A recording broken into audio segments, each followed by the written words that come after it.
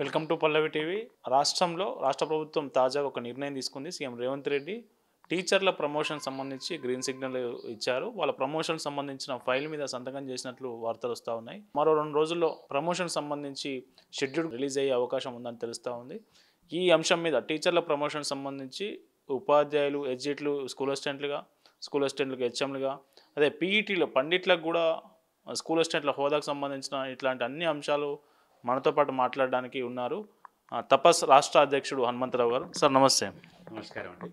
Sir, రాష్ట్ర ప్రభుత్వం మీ టీచర్లందరికీ good news చెప్పింది, ఎట్లా ఉంది? చాలా సంతోషము. ఇప్పటి వరకు అధికారికంగా ప్రకటన రాలేదు, కానీ మీడియాలో వచ్చిన దాన్ని బట్టి నిన్న సాయంత్రము గౌరవ ముఖ్యమంత్రి వర్యులు రేవంత్ రెడ్డి గారు ఈ యొక్క పదోన్నతులకు సంబంధించినటువంటి ఫైల్ పైన సంతకమైనటువంటిది ప్రాసెస్ ఒక 2 రోజుల్లో పూర్తి స్థాయిలో షెడ్యూల్ అనౌన్స్ అవుతుందని చెప్తున్నారు. కాబట్టి ఒక శుభ పరిమాణము. ధన్యవాదాలు రాష్ట్ర ప్రభుత్వానికి. అదేవిధంగా సాధారణంగా బదిలీలు తర్వాత పదోన్నతులు జరుగుతాయి, కానీ పదోన్నతులు అనేటువంటిది మాత్రమే అనేటువంటిది ఇప్పటికున్నటువంటి సమాచారం. కానీ మరి బదిలీలు జరగాలనేటువంటిది కూడా ప్రయత్నం చేశాము. అయితే మరి మొన్ననే లాస్ట్ ఇయర్ అయింది కాబట్టి జీరో సర్వీస్ కింద చేయడానికి రాదు, మినిమం 2 years ఉండాలి కాబట్టి అది ప్రాసెస్ చేయడానికి కూడా టైం పడుతుందనే ఉద్దేశంతోన మరి ఓన్లీ పదోన్నతులకు మాత్రమే అవకాశం కల్పించిండ్రు అన్నట్లు తెలుస్తుంది పూర్తి స్థాయి లోపట. అయితే పదోన్నతులు కల్పిస్తున్నటువంటి క్రమం లోపట మరి సీనియర్లకు అన్యాయం జరగకుండా ఉండాలంటేనంటే ఇప్పుడు పదోన్నతులు ఇచ్చేవారికి అడాక్ బేస్ మీద ఇచ్చినట్లయితేనంటే భవిష్యత్తు లోపట బదిలీల ప్రక్రియ లోపట ఇప్పుడు ఇచ్చేటువంటి యొక్క పోస్టులన్నిటిని కూడా క్లియర్ వేకెన్సీగా చూపించినట్లయితేనంటే అందరూ కూడా సమన్యాయం జరుగుతుందనేటువంటిది తెలంగాణ ప్రాంత ఉపాధ్యాయ సంఘం యొక్క అభిప్రాయం. మరి ఇంకొక విషయం ఇక్కడ గుర్తుంచుకోవాల్సినటువంటి అంశం ఏంటిదనంటే హెచ్జిటి నుంచి స్కూల్ అసిస్టెంట్ జిహెచ్ఎం వరకు అనేటువంటి ఈ 2 క్యాడర్లోనే ప్రమోషన్స్ అనేటువంటిది ప్రస్తుతానికైతే జరుగుతున్న సంతోషమే. కానీ కాంగ్రెస్ పార్టీ తన మేనిఫెస్టో లోపల స్పష్టంగా పెట్టింది, హెచ్జిటి నుంచి స్కూల్ అసిస్టెంట్ జిహెచ్ఎంఏ కాదు, స్కూల్ అసిస్టెంట్ నుంచి ఎంఈఓలు, డిప్టైఓసు, అదేవిధంగా జూనియర్ లెక్చరర్సు, డైట్ లెక్చరర్స్ కూడా మేము ఇప్పించే ఏర్పాటు చేసే బాధ్యత అని చెప్పింది. కాబట్టి దానికి అనుగుణంగా ప్రభుత్వం అడుగులు వేసి వాటిని కూడా మీరు మీ ప్రభుత్వ హాయం లోపట చేసినట్లయితేనంటే ఉపాధ్యాయ లోకం పూర్తిగా సంతోషిస్తుంది. ఇక రెండవ విషయానికి వస్తే ఏంటంటే హెచ్జిటి నుంచి స్కూల్ అసిస్టెంట్ పోయే క్రమం లోపట మరి హెచ్జిటి నుంచి ఎల్ఎఫ్ఎల్ హెచ్ఎం పోవాలంటే ఒక పెద్ద సమస్య ఏర్పడ్డది.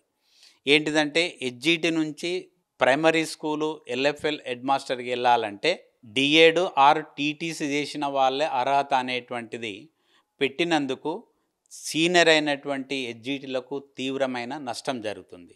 వాళ్ళు బీఈడి చేసిన వాళ్ళకి నష్టం జరుగుతుంది. ఎందుకంటే 2012 కన్నా ముందు జరిగినటువంటి రిక్రూట్మెంట్లో అందరూ కూడా బిఏడు, టీటీసీ లేదా డిఏడు చేసిన వాళ్ళు అందరూ కూడా హెచ్జిటికి అర్హత ఉన్నటువంటిది.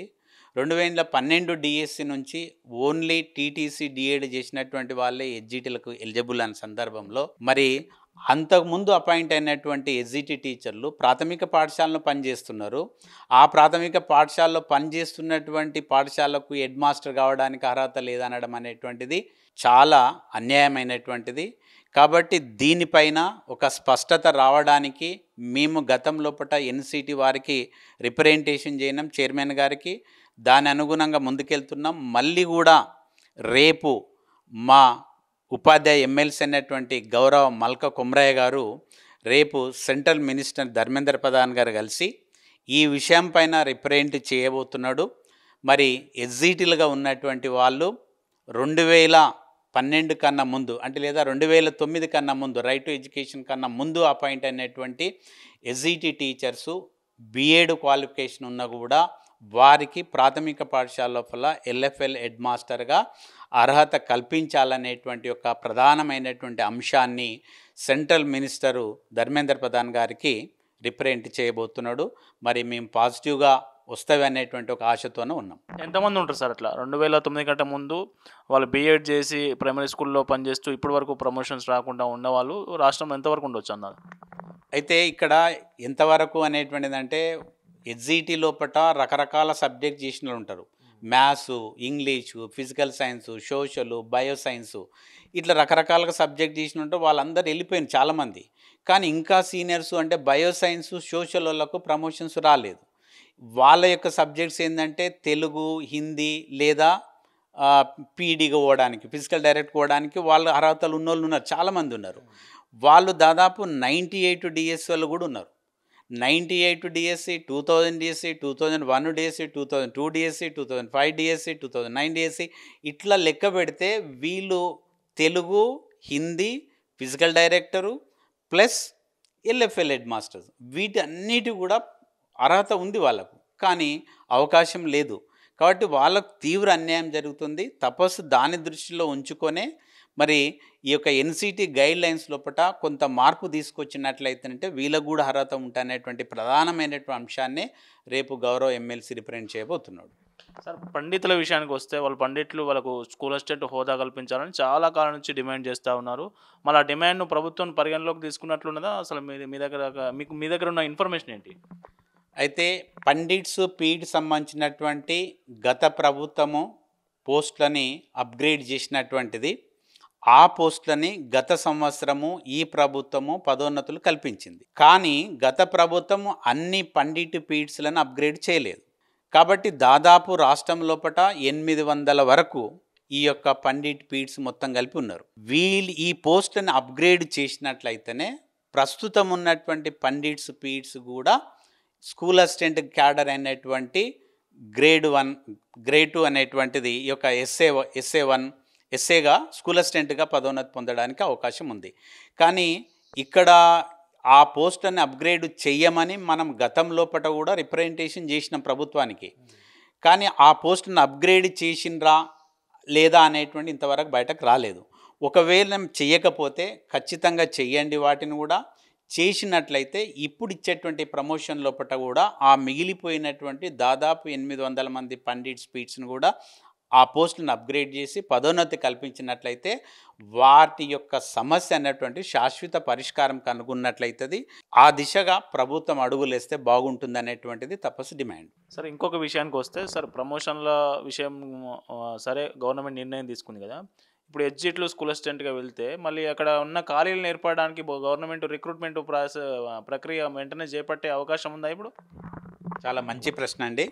ఎందుకంటే ఎస్జిటి నుంచి స్కూల్ అసిస్టెంట్ పోతానంటే ఖాళీలు ఏర్పడతాయి. స్కూల్ అసిస్టెంట్ జిహెచ్ఎం పోతానంటే అక్కడ ఖాళీలు ఏర్పడతాయి. అంటే ఖాళీలు ఎక్కడ ఏర్పడుతున్నామంటే పూర్తి స్థాయి లోపల ఎస్జిటి లోపల పూర్తి స్థాయి లోపల 100% డైరెక్ట్ రిక్రూట్మెంట్ కాబట్టి అవన్నీ ఖాళీలు ఏర్పడతాయి. అంటే దాదాపు స్కూల్ అసిస్టెంట్ నుంచి ఎంఈఓ పోయేటోళ్ళు 800 పై చిలుకున్నారు. అంటే 800 ఖాళీలు ఏర్పడతాయి. ఆ 800 లోపల 70% ప్రమోషన్ ద్వారా రిక్రూట్ అవుతాయి. మళ్ళీ 30% ఆ ఖాళీలు ఉంటాయి. అంటే దాదాపు 800 ఉదాహరణ అనుకుంటే 240 మంది ఖాళీలు ఉంటాయి స్కూల్ అసిస్టెంట్ క్యాడర్. వాటికి రిక్రూట్మెంట్ చేయాల్సినటువంటి బాధ్యత ప్రభుత్వానిది. ఇక రెండవది ఏంటంటే ఎస్జిటీలు దాదాపు అంటే ఒక 650 మంది అవుతారు. ఈ 650 ఖాళీలు అవుతాయి ఎస్జిటీలు. కాబట్టి వీళ్ళకు ఖచ్చితంగా ఇవ్వాల్సినటువంటి పరిస్థితి ఏర్పడుతుంది.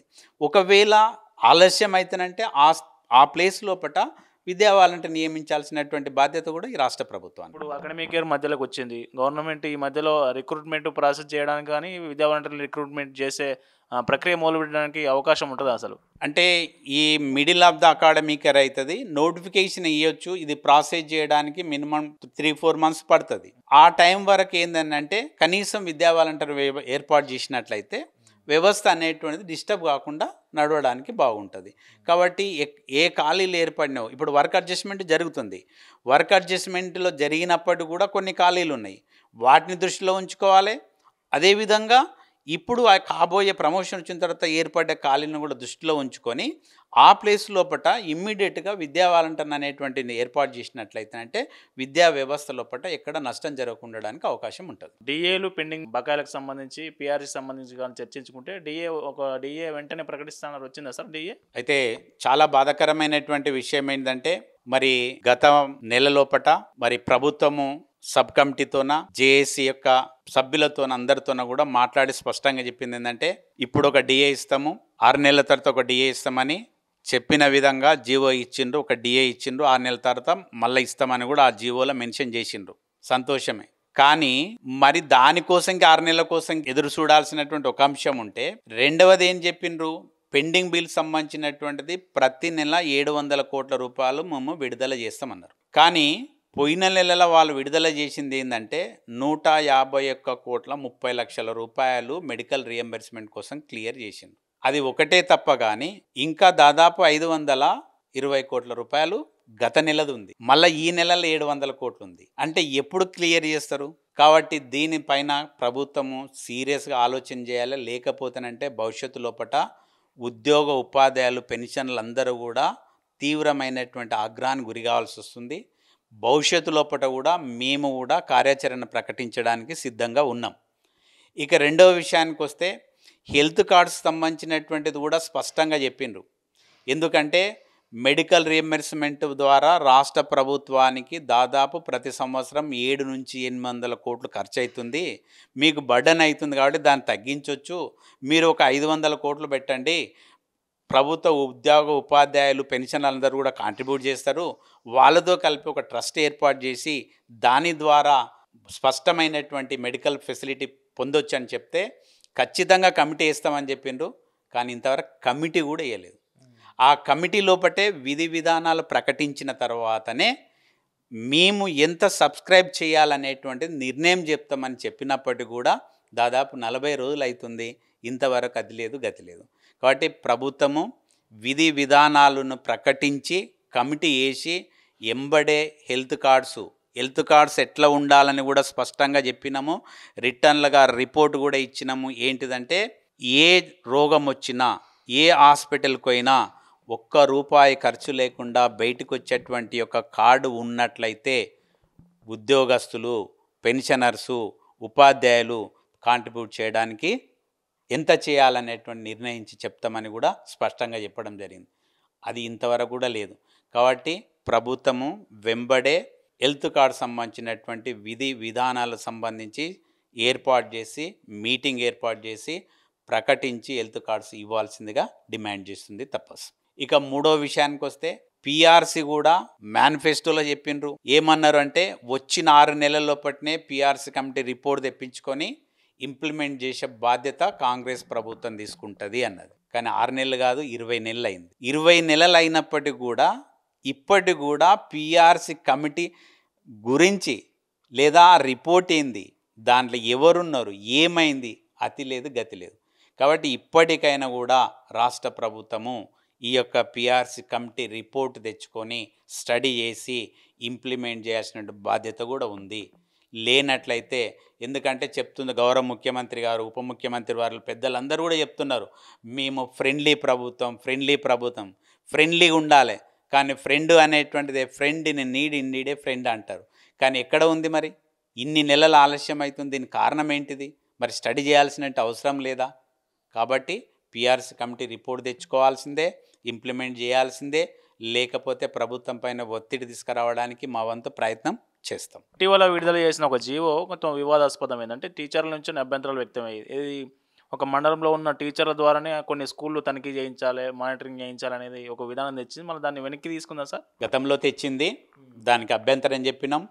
ఎందుకంటే దాదాపు 2% టీచర్స్ అనేటువంటిది ఓన్లీ సూపర్విజన్కి పోతే టీచింగ్ చెప్పడానికి లేనటువంటి పరిస్థితి.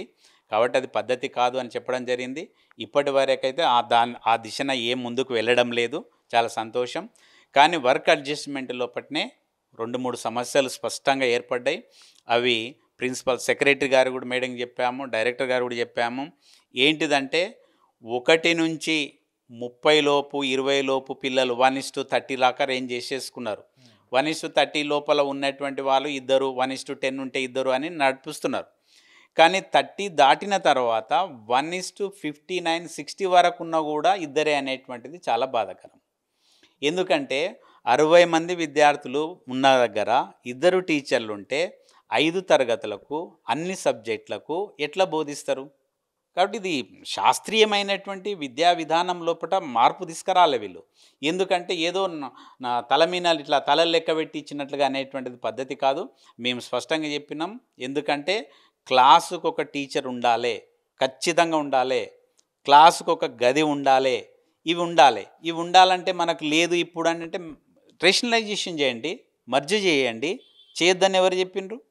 కాబట్టి పూర్తి స్థాయి లోపల 1:20 రేషియో తీసుకున్నట్లయితేనే మనకు ఏముంటుందంటే ఓవరాల్గా లెక్క చేస్తానంటే 1:20 లేరు కదా అని మాట్లాడుతుంటారు. అరే ఒక దగ్గర 40 మంది ఉన్నారు, 50 మంది ఉన్నారు ఎగ్జాంపుల్గా, ఇద్దరు టీచర్లు ఉంటారు, అప్పుడు 1:25 అవుతుంది. ఇంకో దగ్గర 60 మంది ఉన్నారు, 1:30 అవుతుంది.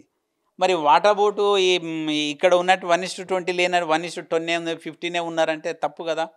కాబట్టి ఎక్కడ అయితేనంటే అవసరం ఉంది 1:20 రేంజ్ తీసుకొని వాళ్ళకు వర్క్ అడ్జస్ట్మెంట్ చేస్తే బాగుంటుంది. హై స్కూల్లో ఇంకొక సమస్య ఉంది. హై స్కూల్లో ఏ విధమైనదంటే ఒక దగ్గర 60 మంది పిల్లలు ఉన్నారు, 50 మంది ఉన్నారు, 40 మంది ఉన్నారు. కానీ అక్కడ సబ్జెక్ట్ కోర్ ఉన్నారు కాబట్టి 7 మంది, 8 మంది, 9 మంది ఉన్నారు. అరే 60 మందికి 70 మందికి అంతమంది ఉన్నారు కదా 1:10 అనేటువంటిది. కానీ సబ్జెక్ట్ కోర్ ఉండాలి. మరి ప్రాథమిక పాఠశాలలో సబ్జెక్ట్ కోర్ ఉండాలి కదా, మరి అది కూడా ఆలోచన చేయాలి కదా. ఇక రెండవది, ఇంకో దగ్గర ఏమున్నాయి, సక్సెస్ స్కూల్స్ అని ఉన్నాయి. సక్సెస్ స్కూల్స్ ఉన్నటువంటి ప్యారలల్గా English medium and Telugu medium నడుస్తుంది. తెలుగు మీడియం ఒక సెక్షన్ ఉంటుంది, ఇంగ్లీష్ మీడియం ఒక సెక్షన్ ఉంటుంది. ఫర్ ఎగ్జాంపుల్గా ఒక ఇంగ్లీష్ మీడియం సెక్షన్లో టోటల్గా 120 ఉంటారు, తెలుగు మీడియంలో ఒక 100 ఉన్నానుకో 220 అవుతారు. 220 అవుతున్నప్పుడు వీళ్ళకి సపరేట్ ప్యాటర్న్ ఉండాలి, వాళ్ళకి సపరేట్ ప్యాటర్న్ ఉండాలి. కానీ రెండు ప్యాటర్న్లు కలిపేసి ఒకటే సబ్జెక్టు పెట్టడం వల్ల అక్కడ నష్టపోతున్నారు. ఇటువంటి స్కూల్స్ తక్కువ ఉండొచ్చు, కానీ నష్టమైతే జరుగుతుంది కదా. కాబట్టి ఖచ్చితంగా ఒకే మీడియం ఉన్నటువంటి రన్ చేస్తున్నటువంటి స్కూల్స్ వేరే, 2 మీడియంస్ రన్ చేస్తున్నటువంటి స్కూల్స్ ఉంటాయి. కాబట్టి మీడియం వైజ్గా ప్యాటర్న్ ఉండాల్సిందే. అది సంఖ్య ఎంత అని ఉండదు. ఒకవేళ సంఖ్య తక్కువ ఉందంటే పక్క స్కూల్లో మర్జీ చేయండి, తప్పేం లేదు. కానీ ఇటువంటి ప్రాబ్లం ఏర్పడడం వల్ల టీచర్లు ఒక రకమైనటువంటి అసంతృప్తి ఏర్పడుతుంది. కాబట్టి ఇది అంటే అసంతృప్తి ఏర్పడ్డది కాబట్టి చేయాలని మన ఉద్దేశం కాదు. అక్కడ రైట్ ఏంటంటే ఎస్ ఒక మీడియం ఉన్నప్పుడు ఆ మీడియంకు ఉన్నట్టు ఒక ప్యాటర్న్, మ్యాథ్స్ ఉంటుంది, ఫిజిక్స్ ఉంటుంది, bioscience, social studies, English, Hindi, Telugu, yes ఈ 7 మెంబర్ టీచర్స్ కంపల్సరీ ఉండాల్సిందే. ఇంగ్లీష్ మీడియం ఎస్ దాని కంపల్సరీ ఉండాల్సిందే. కానీ మీరేం చేస్తున్నారు, తెలుగు మీడియం 100 మంది ఉన్నారు, ఇంగ్లీష్ మీడియం 120 మంది ఉన్నారు, మొత్తం కలిపితే 220 మంది ఉన్నారు, 220 మంది కాబట్టి ఒకటే ఉండాలనే ఉద్దేశం అంటే కూడా నష్టం జరుగుతుంది. దీనిపైన కూడా ప్రభుత్వానికి రిప్రజెంటేషన్ చేసినాం. ఎన్ని రిప్రజెంటేషన్ చేసినా కూడా ప్రభుత్వం ఏం చేయాలనో అదే అనేటువంటి ఆలోచన చేస్తుంది. కాబట్టి ఇప్పుడు కూడా చెప్తున్నాం ఏంటంటే ప్రభుత్వాన్ని మరొకసారి మీ ద్వారా విజ్ఞప్తి చేస్తున్నాం ఏంటంటే ఇటువంటి ప్రాథమిక స్థాయి లోపల సబ్జెక్టుకు ఒక టీచరు, తరగతికి ఒక టీచర్ ఉండాలనేది ప్రతిసారి చెప్తున్నాం. హై స్కూల్లో కూడా మీడియం వైజ్గా ప్యాటర్న్ ఉండాలి. ఉన్నప్పుడు క్వాలిటీ ఎడ్యుకేషన్ మనము within short period of 2-3 years లోపల క్వాలిటీ ఎడ్యుకేషన్ అనేది ఎక్స్పెక్ట్ చేయడానికి లేదా ఆశించడానికి మనకు అవకాశం ఉంది అని మాత్రం మేము తెలియజేస్తున్నాం. Sir government young India schools మండలానికి ఒకటి స్టార్ట్ చేయాలని ఆల్రెడీ కొన్ని చోట్ల స్టార్ట్ చేస్తూ ఉంది. ఎక్కడి వరకు వచ్చింది సార్ ఆ ప్రక్రియ? సక్సెస్ అయ్యే అవకాశం ఉంటుందా? చూడండి, ఒక్కొక్క ప్రభుత్వం ఒక్కొక్క రకమైనటువంటి స్కూల్స్ ప్రారంభం చేసింది. అంటే ఉదాహరణకు వైఎస్ ముఖ్యమంత్రి గారు ఉన్నప్పుడు సక్సెస్ స్కూల్స్ అని ఏర్పాటు చేసిండ్రు. ఆ తర్వాత వచ్చినటువంటి వాళ్ళు ఇంకో రకమైన స్కూల్స్, ఇంకా మనందరికి తెలిసినటువంటిదే. ఇప్పుడు ఈ రకమైనటువంటి స్కూల్స్ మనం ఏమంటున్నామంటే ప్రస్తుతం ఉన్న స్కూళ్ళ పరిస్థితి ఏంటిది, వాటిని బాగు చేయడానికి ఏం అవకాశం ఉంది, అది దానిపైన దృష్టి పెట్టినట్లయితే వీళ్ళు స్ట్రెంగ్తన్ అవుతారు. కానీ వీళ్ళ రాజకీయం కోసం ఇంకొకటి స్టార్ట్ చేయడం అనేటువంటిది కొంత బాధాకరమైనది. సరే రాజకీయం ఉంటుంది వాళ్ళ కూడా, ఎందుకంటే రాజకీయ పార్టీలే వాటి యొక్క ఉద్దేశం కూడా అదే అనేటువంటిది, అధికారం కోసం చేయడానికి ఏదైనా చేయొచ్చు, కాదంటలేం. కానీ వైద్యం పైన సాధ్యమైనంత వరకు ప్రయోగాలు చేయొద్దని మిమ్మల్ని రిక్వెస్ట్ చేస్తున్నాం. మీరు వేరే ఏమన్నా చేసుకోండి, మీ రాజకీయం కోసం ఏమన్నా చేయండి, కానీ ఇప్పుడు ఈ కొత్త స్కూల్స్ స్టార్ట్ చేయాలనేటువంటి ఆలోచన మంచిది, కాదంటలేం, మేము వెల్కమ్. కానీ what about already existed schools? ఉన్న స్కూళ్ళ కూడా పరిస్థితి ఏంటిది? వాటిని ఏం చేయాలనుకున్నారు? ఎస్ వాటిని అన్నిటిని కూడా మేము క్లోజ్ చేస్తున్నాం, లేదా వైండప్ చేస్తున్నాం, లేదా వాళ్ళని ఇక్కడ తీసుకొస్తున్నాం. కాబట్టి వితిన్ పీరియడ్ ఆఫ్ 2 ఇయర్సా, 3 ఇయర్సా, 1 ఇయరా, ఏదో కట్ ఆఫ్ డేట్ చెప్పండి. అక్కడ అది చేస్తున్నారు, ఇది ఇక్కడే చేస్తున్నారు అనేటువంటి ఒక డైలమా ఏర్పడ్డది టీచర్ లోపల. కాబట్టి పూర్తి స్థాయి లోపల స్టడీ చేసిన తర్వాత ఎస్ పెట్టండి, మనం వెల్కమ్, వద్దంటలేం. ఎందుకంటే we have to change, we have to update కావాల్సిందే. అప్డేట్ కావడానికి కావాల్సిన వ్యవస్థ ఏర్పాటు చేస్తున్నప్పుడు మరి అందరూ కూడా జరగాలి కదా. లిమిటెడ్ అయినటువంటి సమస్య ఏర్పడుతుంది కదా. కాబట్టి వాటి కూడా దృష్టిలో పెట్టుకోవాల్సిందిగా మేము డిమాండ్ చేస్తున్నాం. ఇంకొకటి ఏంటంటే ప్రస్తుతం ఉన్నటువంటి స్కూల్స్ లోపట మౌలిక వసతులపైన ప్రత్యేకమైన దృష్టి పెట్టాలి. ఇంతవరకు సంబంధించినటువంటి స్కావెంజర్ సంబంధించినటువంటి ఎక్కడ ఏర్పాటు చేయలేదు. మళ్ళీ సేమ్ ప్రాబ్లం ఏర్పడుతుంది. స్కావెంజర్స్ ఎట్లా మన లేకపోతే ఇది కూడా దృష్టిలో ఉంచుకోవాలి. బడ్జెట్ రిలీజ్ చేసినాం అంటున్నారు. రిలీజ్ చేసిన కొన్ని జిల్లాలు ఇంకా రాలేదు కూడా. ఉదాహరణకు సిరిసిల్ల జిల్లా ఉంది, ఇంతవరకు దానికి సంబంధించినట్టు రాలేదు. కాబట్టి ఇప్పుడైనా కూడా, ఎందుకంటే దాదాపు నెల రోజులు అయిపోయింది, నెల 15 రోజులు అవుతుంది స్కూల్స్ రీఓపెన్ అయ్యి. మరి ఇక్కడ ఉన్నటువంటి పరిస్థితి. కాబట్టి ఉన్న స్కూళ్ళని అభివృద్ధి చేస్తూ ఇంకా అడిషనల్గా పెట్టండి. ఎందుకంటే బడుగు బలహీన వర్గాల యొక్క నాణ్యమైన విద్య అందించడానికి చేయాల్సిన అవసరం రాష్ట్ర కేంద్ర ప్రభుత్వ పాలన ఉంది. ఖచ్చితంగా మేము స్వాగతిస్తాం. కానీ ఉన్న స్కూల్స్ను కూడా అభివృద్ధి చేస్తూ కొత్త స్కూల్స్ ఏర్పాటు చేస్తూ అభివృద్ధి చేయవలసిందిగా కోరుతుంది. ఇది మొత్తానికి ప్రమోషన్లకు సంబంధించి ఏవైతే సమస్యలు ఉన్నాయో వాటిని పరిగణలోకి తీసుకొని ప్రమోషన్లు కల్పించాలి. ప్రమోషన్ల ద్వారా ఏర్పడ్డ ఖాళీలకు సంబంధించి కూడా వెంటనే రిక్రూట్మెంట్ ప్రక్రియ ప్రారంభించాలి. ఆ రిక్రూట్ అయ్యే వరకు విద్యా వాలంటీర్లను కూడా పెట్టి విద్యార్థులకు నష్టం జరగకుండా చూడాలని తపస్ రాష్ట్ర అధ్యక్షుడు హనుమంతరావు మనతో పాటు చెప్తున్న మాటలు ఇవి. కెమెరామెన్ కళ్యాణ్తో కరుణాకర్, హైదరాబాద్.